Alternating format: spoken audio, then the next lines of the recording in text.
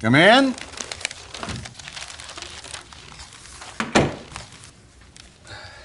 Reporting for work, sir. Relax, son. This isn't the academy. Yes, sir. And Mr. Sullivan will do just fine. I think you'll find that the COI is a bit more informal than your other branches of government. Now, let's set you to work. Some city detectives sent this complaint over to us. It should be pretty straightforward. If you have any questions about the assignment, don't hesitate to ask. The door's always open, son. Thank you, sir.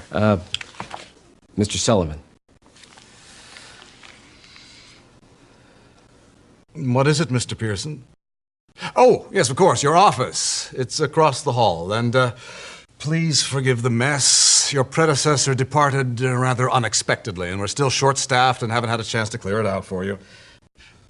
Well, I hope you can handle things on your own. It's something you're going to have to get used to with the COI. President Roosevelt had just authorized the formation of the COI that summer. They were supposed to be the outfit that handled the real spy stuff overseas. It was the place to be if you wanted real adventure. At least that was the bill of goods the recruiters for the COI sold me. And here I was, stuck in a crummy old office, in Cleveland of all places, as far away from any real action as I could imagine.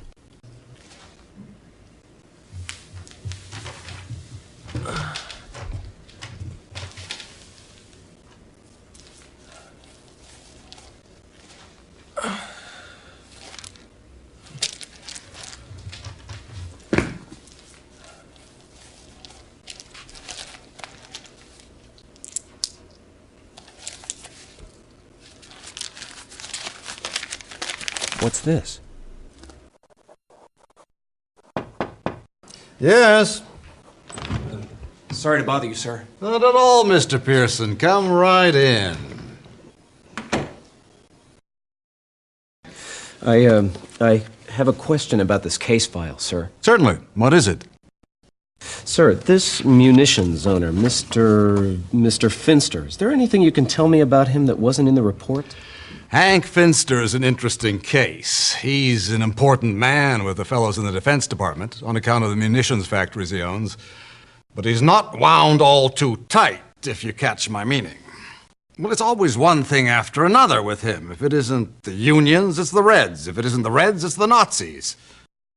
But he may have something there. Take a look at that invitation. What do you make of it? This invitation's a little odd, and I bet it didn't come cheap. I'd wager this Brotherhood's pretty well set, whoever they are. And I don't imagine they're out to recruit just anyone. Good eye, son. It's a fascist tract, all right, but it's one that's aimed at the high-born in our society. Whoever's behind this, they're likely to have some backing, and that's going to make your investigation all the more dangerous. Who handled this case when it first came in, sir? A city detective named Migrado. I guess he's got his hands full now. He's handling the torso murders investigation. Sir, what happened to the fellow I'm replacing? Walter Pensky. Good man. And a good agent. Once. The job got the better of him. I imagine he must have been under a lot of pressure, sir. We all are these days. Just remember, Mr. Pearson, we follow orders, not personal crusades. I will, sir. Excuse me, Mr. Finster? Jim Pearson from the COI.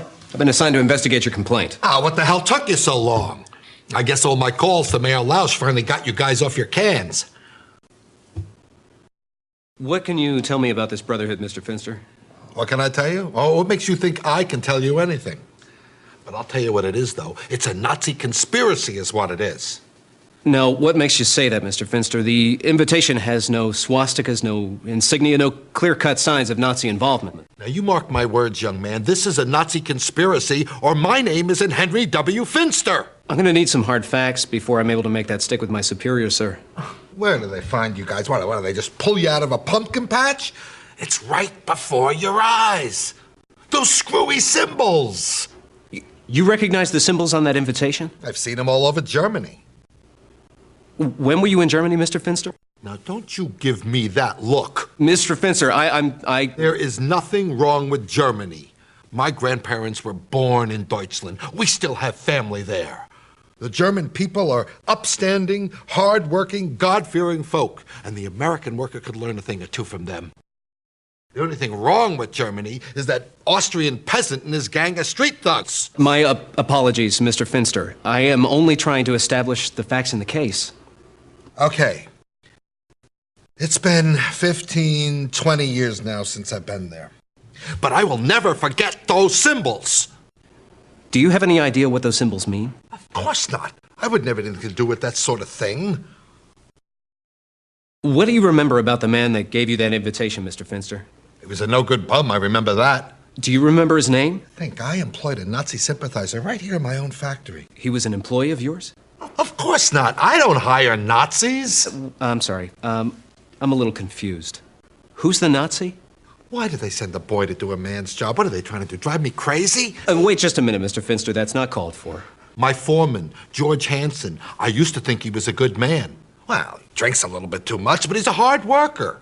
Well, anyway, how am I supposed to know he traffics with Nazis? Well, he brings this riffraff right through my doors, into my factory, right into my office. He could have killed me. He was standing as close to me as you are right now. Well, naturally, I fired him on the spot. Riffraff. No, you idiot. George Hansen. Haven't you been listening to a word I said? Do you remember the name of the man that gave you that invitation? Of course not. He never mentioned it. He said he was just a messenger. Can you describe this messenger for me? I already described him to that detective. Look, I even picked his photograph out of one of their books. Oh, but he didn't care. All he was interested in was that vagrant killer. Well, if you ask me, he's doing this city a big favor. I wouldn't know anything about that, sir. Can you describe him again for me, please? For my benefit. You know, if you guys had done your work in the first place, you'd already know this. Yeah, he looked like a killer. Real mean, squinty eyes, red hair, and the bushiest red beard you'd ever want to see. Hey, there's no mistaking this guy. Do you have any idea where I might be able to find this messenger? Of course not. Okay, what about this other fella, the foreman? Well, I used to live in company housing, but I had him evicted, of course. Do you have any idea where I might be able to find him? A man of my standing doesn't fraternize with his workers. Although, I have been told that George likes to throw his money around a lot on payday. The men, they like this cheap whiskey saloon in the Roaring Third.